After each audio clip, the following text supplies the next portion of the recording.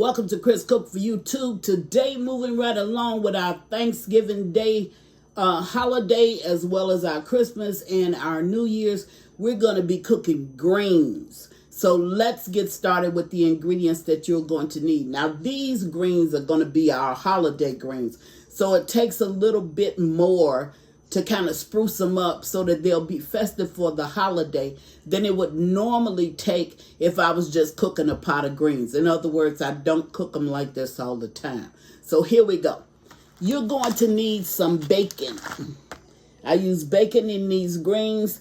I use ham hocks and smoked neck bones. Two things I want to tell you. You can use turkey parts if you want to, smoked turkey parts, but anything smoked is going to make your greens and beans more seasoned, and it's going to make them taste better. So remember that. If you're just cooking a pot for your family, if you're using smoked versus fresh, it's going to be a whole lot more seasoned and more tastier. So try it that way. You might enjoy it.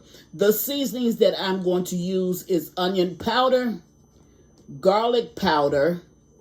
This is some, and I don't know if you've used this brand before, Badea, but this is a collard green seasoning, and I'm telling you, it's nothing but the truth. So you can find this in your local Walmart store. So if you see it, I would advise you to get it, because they have it for this as well as beans, and this seasoning is really, really good. It would eliminate the garlic and the onion powder. You really don't need to use it, but I use it just to give my greens a little bit more added flavor. And you're going to need some salt. Here it is. I'm not using any black pepper, and I normally don't, but I am using this jalapeno in order to give my greens just a little bit of heat. Don't want them to have a lot of heat because my food has to be kid friendly. So just to get just a little bit of heat, and most of the seeds, all but about 2 of them, will be taken out of this jalapeno. So you can do it the same way if you like. You're going to need some onions, and 2 things that's going to make these greens oh so special is going to be your green peppers, and it's going to be your rutabaga. That's right, your rutabaga. Now, a lot of people don't know, but this flavors your greens very, very well. And at first, I wasn't using this, but then my friend, Mr. Hardy, he turned me on to using rutabagas. And every time I cook my greens, I add rutabagas, because it's nothing like that that's going to enhance that flavor. And of course, you have your greens. Now, don't believe the hype about these greens when they say you don't need to wash them. Oh, yes, you do. Yes, you do. You need to get that sand off of your greens. And the best way to do it is when you make your wash water, which is not detergent wash. I've seen people do that. It's only a warm water wash, not a hot. You can do it with kind of just lukewarm water. It's to put salt in it, because salt, actually, if there's any little critters that's crawling on your greens, that salt will pull them off right away.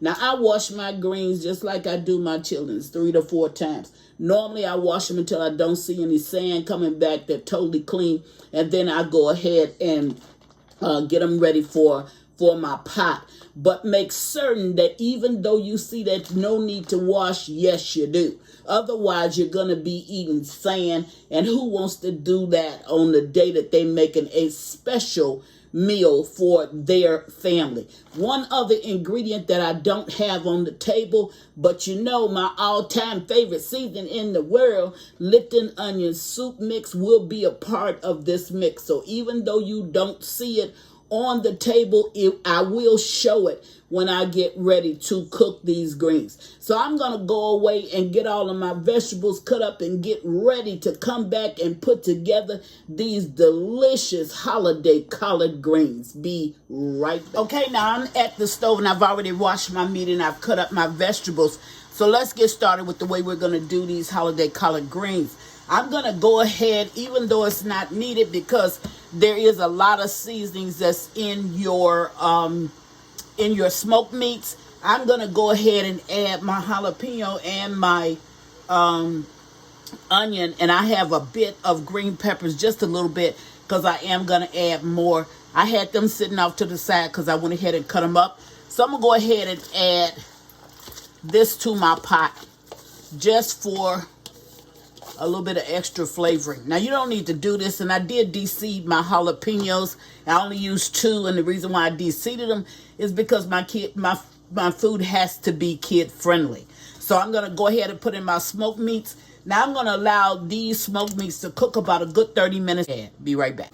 Okay, now I'm back, and it's at this point that I'm going to go ahead and fry up my bacon that's going to go into my greens. Now, what I did was I took just some bacon and I cut it in half. Okay, so I'm going to fry that up. Now, normally what I do is I would fry up my bacon along with my onions or whatever else it is that I'm going to put in my greens. But I didn't do it this time because I went ahead and just add that to my smoked meats over here that are boiling up real good. So I'm just going to go ahead and fry up this bacon. And I'm going to use this bacon as well as the oils. I guess you would call it the bacon grease.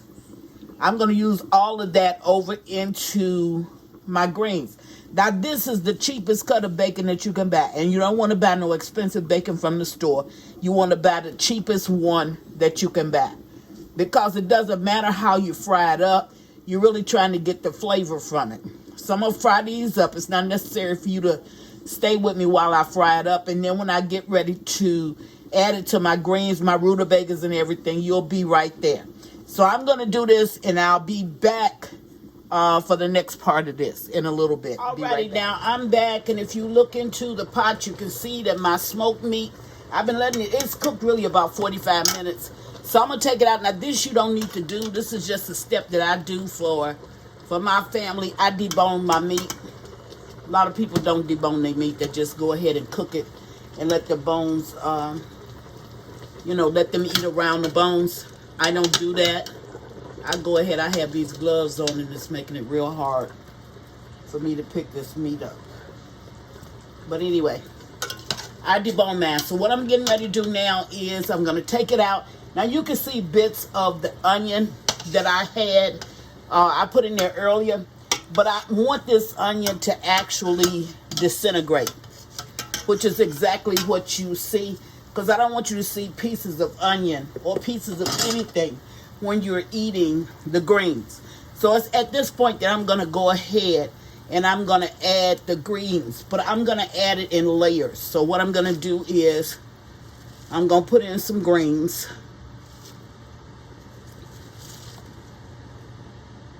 And greens will cook down just like your cabbage cooks down. So once I put in my greens, then I'm going to add to the pot. This is my cooked bacon. In the bottom of my cooked bacon, you'll see the bacon grease. See it down in the bottom. I'm going to add all of that because that's nothing but just goodness. So I'm going to add all of that. Then I'm going to put in some of my rutabagas. Drop one, I'll get that up. And then when I add in my rutabagas, put it over here, I'm going to add in, these are my greens peppers. Now please, whatever you do, don't forget that step. The green peppers add so much flavor. So does the rutabagas. They add so much flavor to these greens until it's simply amazing. And you don't cook them like this all the time. This is holiday. So you're cooking them like that. In goes my collard green seasonings, my garlic powder, onion powder, and my salt. And, of course, my all-time favorite seasoning in the world, Lipton onion soup mix. So then I'm going to keep on doing it layer by layer. Now, I'm not going to be able to get all these greens in here. I'm not trying to because I have a lot of greens. But once they cook down, then I'll go back and I'll add some more. Now, I'm not skimping on flavor. As you can see, I'm putting everything in there that's going to bring me flavor into this pot. Okay? And I'm going to add back my meat in a little while. And what I'll do is I'll bring you back and I'll show you when I get ready to add back my smoked meat. Okay, so if you looked over in the pot, you saw that I did not have enough water.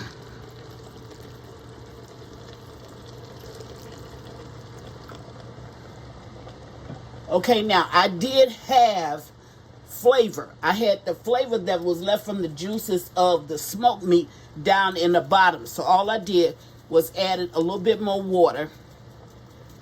And I'm going to bring you back when I cut up all this meat, cut it off the bone, then I get ready to add it. But I won't bring you back when I add, just the greens so I can cook them down and then get more greens in the pot. So I'll be right back, show you what it looks like. Okay, right, I'm back. Everything is in the pot. I did taste these greens. These greens are truly, truly good. And I'm going to cook them for a little bit more because these are my holiday greens. And I think we are about, 5-6 days out from the holiday. Normally you could I keep my greens for up to 1 month. So on a day that you really feel like cooking, that's the best day to tackle your greens. That way you won't be so tired and you won't have to wait up until the day of and then try to cook all of that food. So here's what it looks like. And I'm telling you, these greens ain't no joke. You can see little bits of the rutabagas right there. You can see my smoked meat. You can see my greens are cooking up well. And like I told you, I've already tasted it. Also, you know that if you do what I do, you're going to get the same result that I get. So this is a good addition to your holiday table, whether you're cooking it for Thanksgiving, for Christmas, or you're even going to sneak it in at New Year's.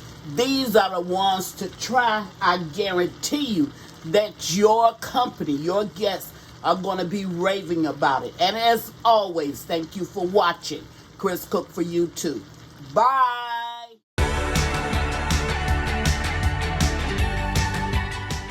Please follow me on Instagram and Facebook at Chris Cook for You Too. And don't forget to share this video. Bye.